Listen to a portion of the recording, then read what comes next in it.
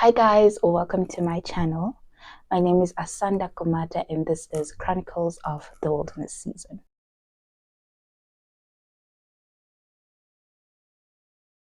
So today we are going to talk about the brother of the prodigal son who also went through a wilderness. So before I go deep into the story of the brother of the prodigal son, I just thought that I should tell you guys about the series called Chronicles of the Wilderness season, which I prolonged for a very long time. So Chronicles of the Wilderness season is about the wilderness season, and we're going to talk about every person who went through a wilderness season and what we can learn from each person. And baningi abantu abahambe wilderness season, and I just thought that it would be encouraging to some of you who watch my channel, who tune in to watch this, because the wilderness season is not something that is most encouraged to endure, but it is something that even I could say was told that it was a curse. So I would pray prayers,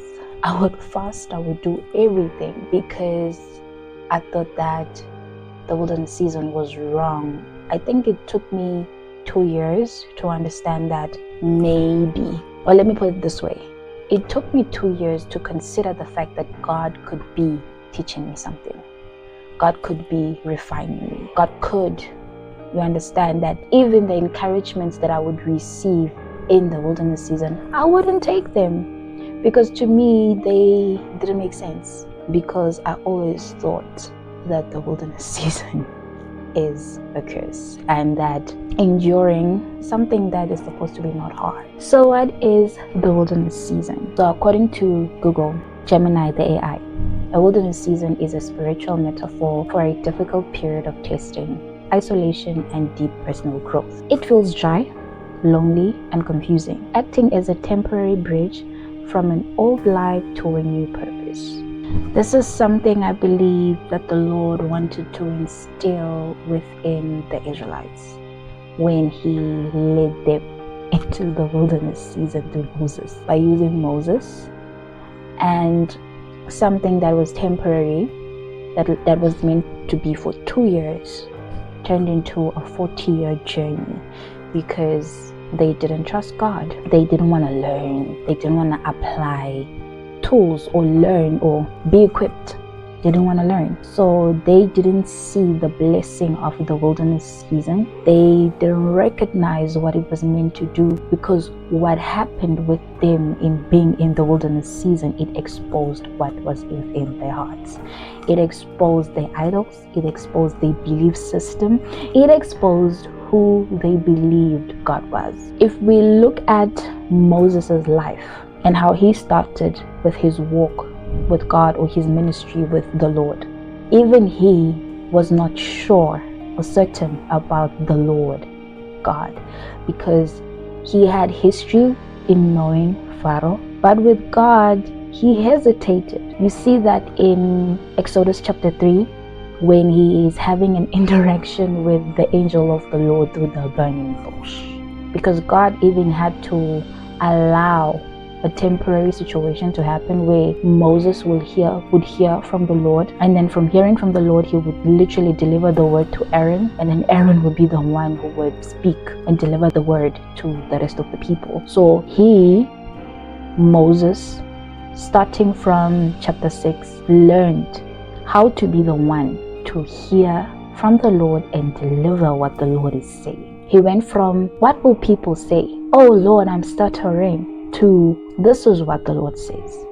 So you can go through that alone, because today we are talking about the brother of the prodigal son. Some of us, just like the brother of the prodigal son, may have felt overlooked, where we have done the things that were required of us, like obedience, acting by faith, walking by faith and not by sight, obeying, doing the work at church, serving, ministering to others, and feel like our needs are not being met. Now I'm talking about, or referring to those who feel like God may not be answering their prayers. One thing that the brother didn't realize is that everything that he wanted, everything that he always desired, he had and had access to it. The only thing that he had to do, he had to ask or do an inquiry. Now, he on his side may have thought that him being obedient should be a sign to the Father to give him a round of applause, to basically reward him and give him what he wanted, always desired. He focused more on the performativeness. You know that thing when you do something good, where you take care of somebody, or you do something that nobody else would do, everyone be like, oh, God will bless you. I believe that the son, the eldest son, had to learn to do things without thinking or believing that he will be rewarded for them all the time. Especially since, just like the father said, everything that he owned belongs to him, the son. Everything that the father owned belongs to the son. I believe that what the father was trying to do was to teach him responsibility and accountability as well. Because in order to be able to shoulder the responsibilities of taking care of the estate, livestock, and being a boss in charge of people, you must be a person who's humble, who knows what it means to work things from the ground up, who knows what it means to be dirty and get your hands dirty, and not just to be a spectator, and not just because sometimes there are things that we are going to do. There are going to be things that the son would do that people will not clap hands for him. Not that they don't see that he's doing good, but because they don't have to. This makes me think of the parable of the two sons that Jesus talks about in Matthew 21 verse 28 to 30, where the father asked one of his sons to go work in the vineyard, and he said no, but later on did what the father requested. Then he went to his other son, who said yes, but didn't do what he was asked to do. It makes me think about this parable because the brother didn't understand the process that he was in obeying the instructions of the father. He, just like us, took the performative act and thought that the father will see that I'm doing well, and in him seeing that I'm doing well, he's gonna reward me. And that's not what happened. Like for some of us who are waiting for certain things to happen in our lives, okay, God has already given us these things. The posture of our hearts is not in the right place, because the brother could have been excited for his brother's return, but he was not. He was envious because his brother got what he always yearned for: recognition, an opportunity to be seen, celebrated for doing good. And his brother, on the other hand, got celebrated just for realizing that, oh my goodness, okay, what I thought was right is actually not right. Me living that life has cost me so much, so I'm gonna go back to my father's house, not even as a son, but as a worker, because now I know what it means to be hungry. Responsibility is something that some of us have learned beforehand. If you are a firstborn, secondborn, or whatever born, and you've experienced what it means to struggle with your parents, responsibility is something that you learn from the get-go. Now, I'm using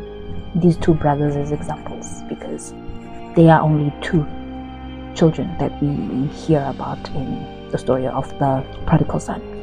So, the prodigal son, the younger brother, had what I like to call lustborn tendencies. Now, lustborn tendencies doesn't mean that lustborns are irresponsible, but they are those who fit the title, who take them being a lustborn to the extreme. Like they literally, like that title, they use it, like they abuse it if they want to, okay?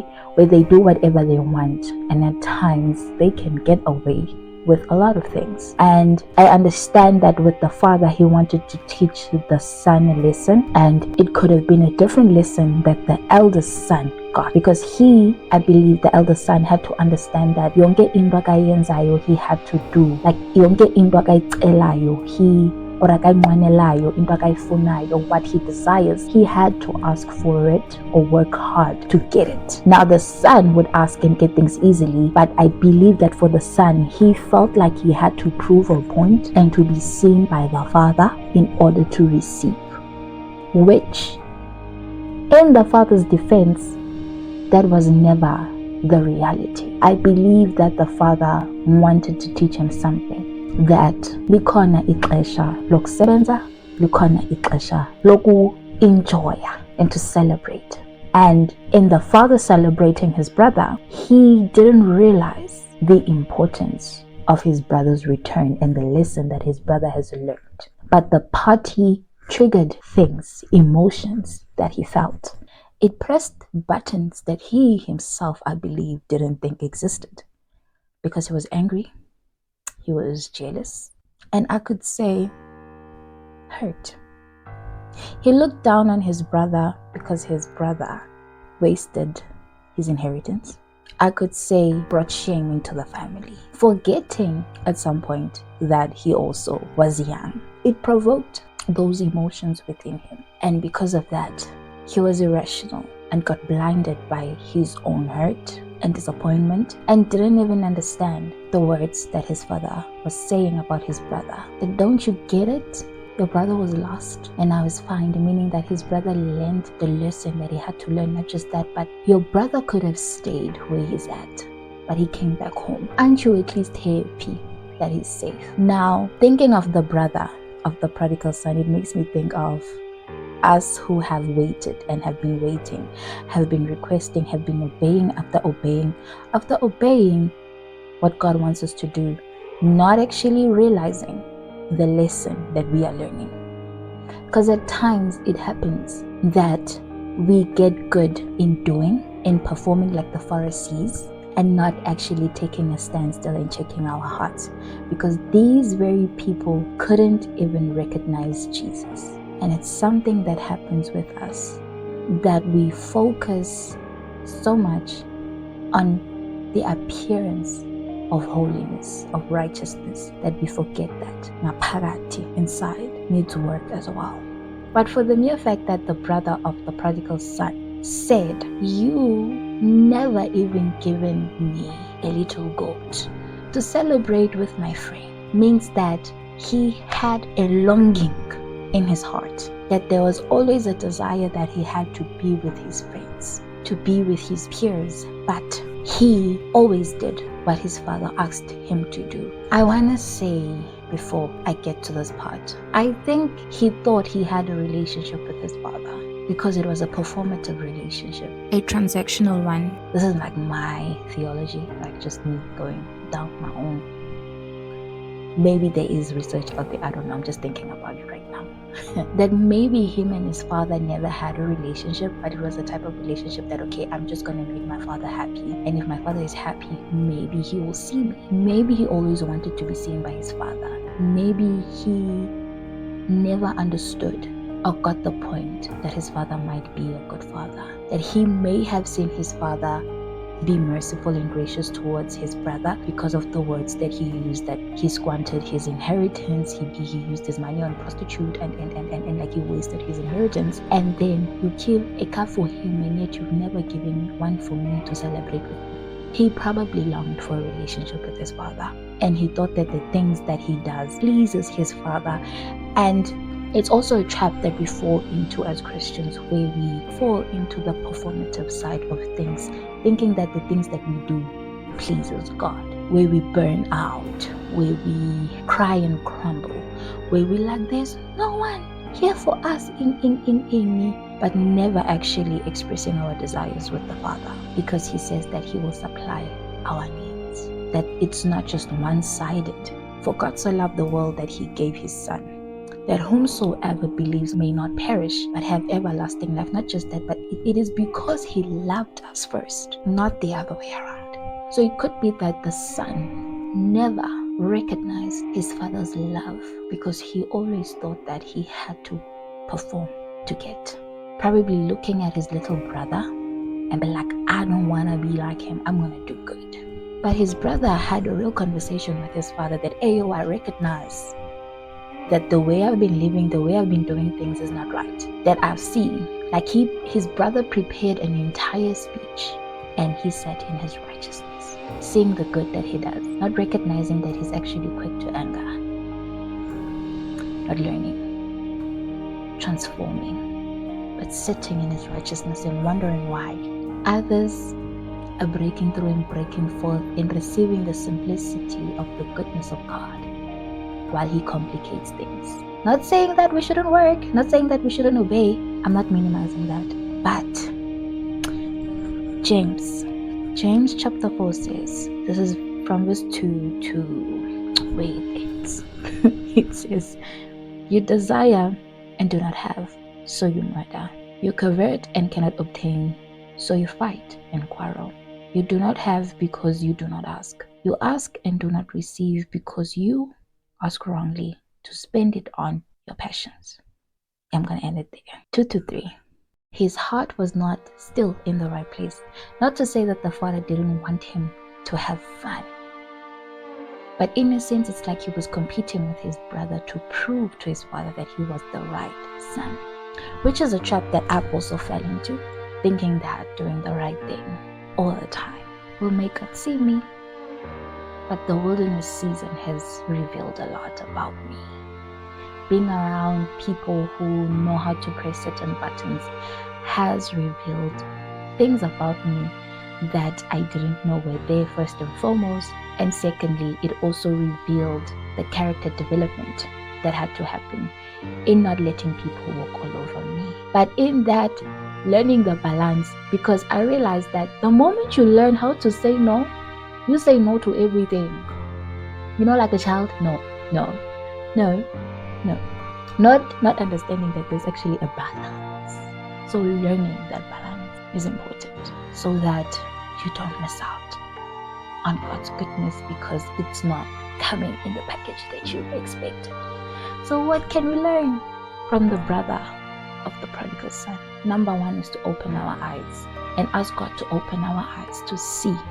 If we still don't get it, for him to correct us. If we still don't see who he is as Father, as a loving God, then let's ask him to help us recognize him, to recognize his goodness, because we can learn from the prodigal son, because he realized that, oh my goodness, my father has a house where the servants eat more.